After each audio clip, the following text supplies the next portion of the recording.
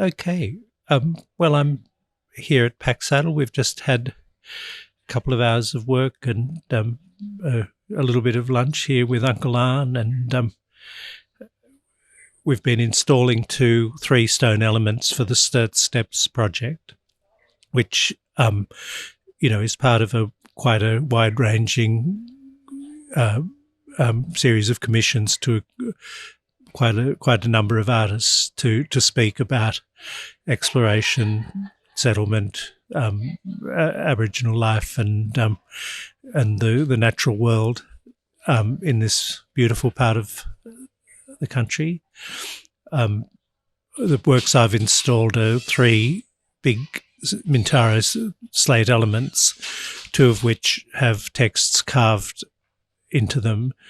But the third one is a tabula rasa, is a very big piece of Mintaro slate, which is uninscribed. It stands taller than a person. And there's a couple of thoughts behind having that stone uninscribed, one of which is that it allows for the possibility for others to come and express something by carving either figuratively or in text, to come and do that in the future. So it's a deliberately blank space for the expressions of others, but it's there in conversation with the texts.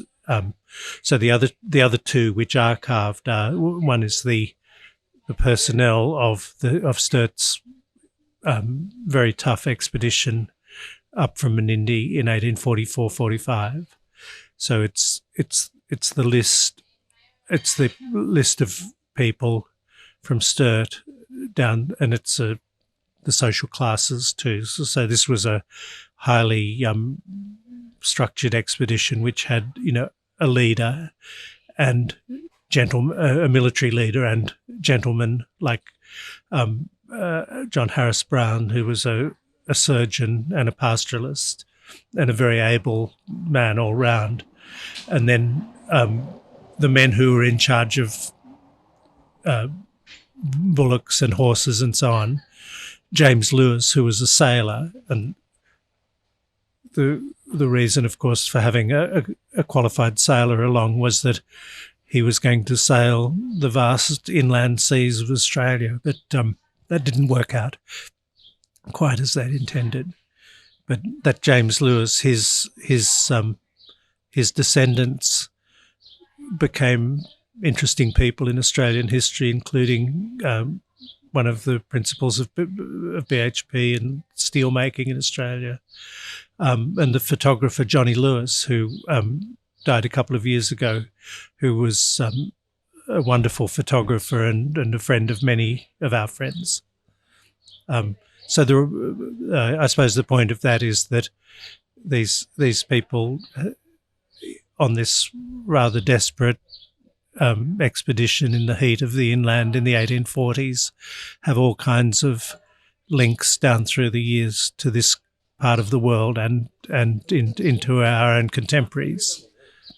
So that's what I've been doing here. I was up as early as I could be this morning to go up to the top of Packsaddle Hill and see the most beautiful sunrise over the Coonambury Range, which is a dramatic long ridge of hills just east of Packsaddle, but which has links to both some members of the Sturt expedition who made an outlier trip to there, but also Burke and Wills passed very close to there in 1861.